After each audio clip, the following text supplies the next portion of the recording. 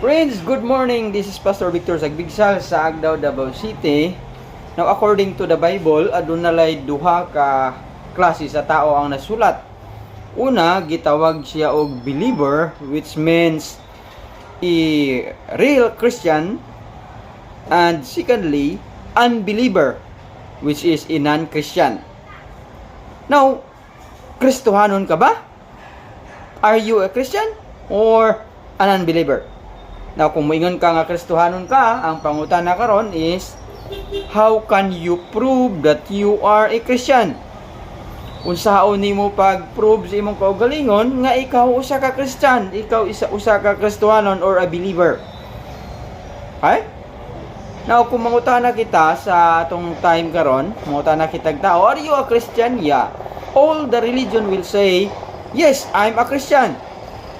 But the question again is, if you are a Christian, how can you prove to yourself that you are a real Christian?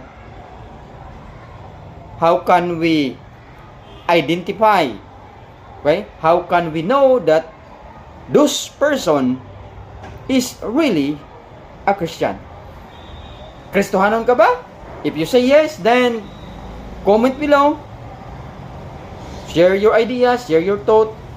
Ano nga video kung paano ka naging isang real Christian. How you become a Christian. Thank you so much, and I hope this message of this question or this message of thought makarealize sa imo nga bitano paano ko nahimong Christian. Thank you, and I love you so much. God bless us all. Bye.